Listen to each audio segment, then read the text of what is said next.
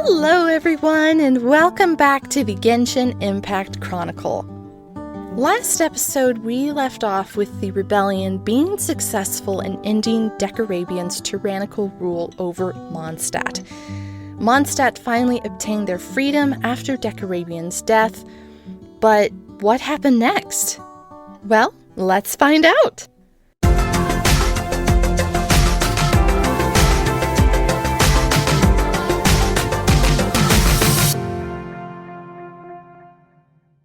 As we briefly discussed last episode, the small wind spirit that had assisted in the rebellion gained power and ascended to godhood, becoming Barbatos and one of the Seven, and the Animo Archon. Barbatos moved Mondstadt City to where we are all familiar with it today by Cider Lake. After seeing that his people were well established, Barbatos decided to leave so he wouldn't become a tyrant himself. However, by doing so, he unknowingly gave rise to other tyrants in his absence. Prominent clans rose up in Mondstadt, such as the Gunhilder and Lawrence clans. However, the Lawrence clan became the dominant clan, but turned corrupt and began to control the people. Sound familiar? People were enslaved, and anything that could lead to the truth was hidden. Even knowing about history in the past was forbidden. This is where we meet the heroine of this story, Vennessa. If you've read the Genshin manga, then you should be very familiar with Vennessa's story. Vennessa and her clan would roam the land, and they only ended up in Mondstadt because they were being stalked and hunted by an evil dragon, Ursa the Drake. However, instead of freedom, Vennessa's clan was actually enslaved and imprisoned by the aristocrats of that time.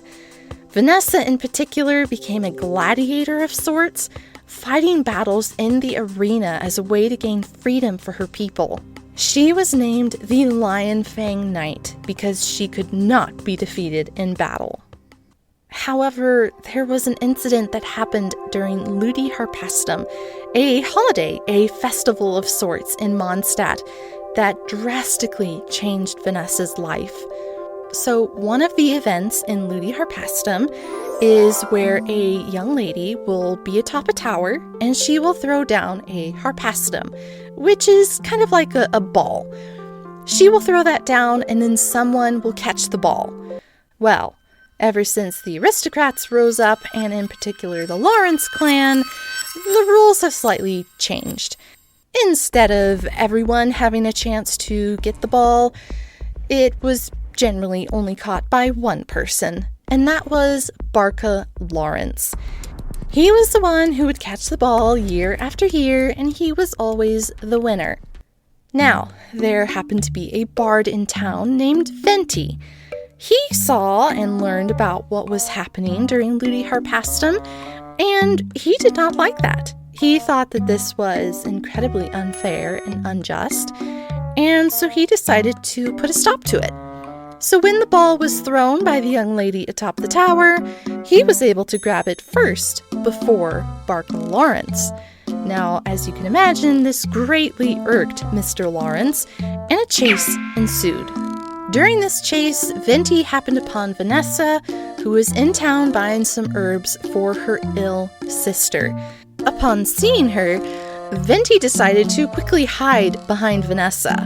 Now, when Barca Lawrence saw this, he obviously knew about Vennessa and about her title as the Lion Fang Knight. He couldn't really do anything, so he left in a huff. But that didn't stop him from getting even with Vennessa.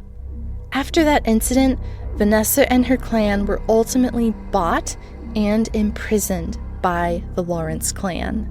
Now, once this happens, Vennessa discovers that her final battle towards her freedom would be against none other than Ursa the Drake.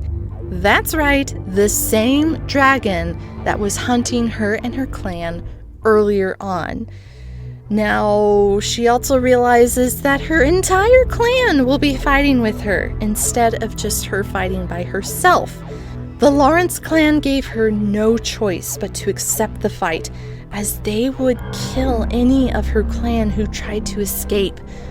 However, this revelation started an uproar with the common people.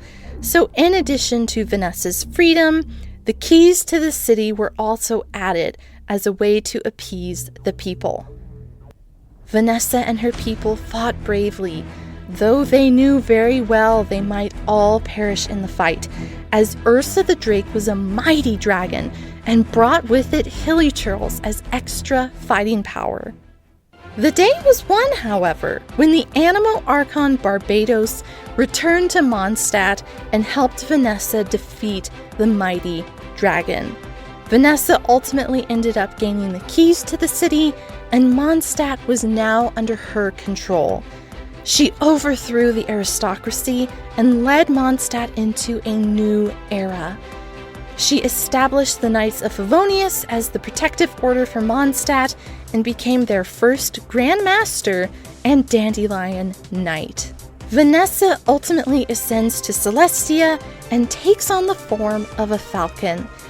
And like we discussed in the last episode where Andreas became one of the four winds, Vennessa also became one of the four winds. Whew, man, what an amazing part of Mondstadt's history. But you know what time it is. It is time for Theories of Teyvat. Let's talk about Ursa the Drake. Now, we don't have much information on this dragon or its origins.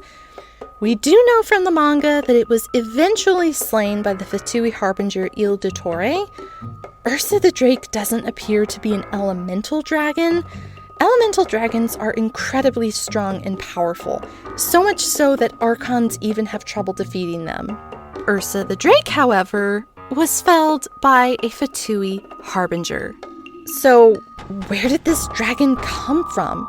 It certainly lived a long life, as we'll see in future episodes. This dragon does make a reappearance.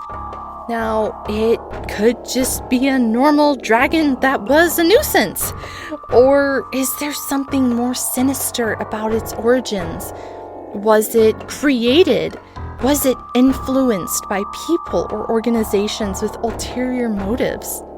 We may never know the story of Ursa the Drake unless Genshin decides to expand on that topic in the future. But for now, put your theories in the comments below. I would love to know what everybody else thinks about this dragon. That's it for this episode, folks. I hope you enjoyed discussing Mondstadt's rich history with me. While it hasn't always been a happy one, Mondstadt's past made it what it is today, and that's the City of Freedom we know and love.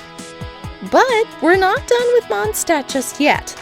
Coming up in the next episode, we'll get to talk about a figure that has been central to Mondstadt's history. Who could that be? Well, I'll give you a hint. He's apparently pretty tone deaf. Until next time, Ad Astra Abyssosque travelers.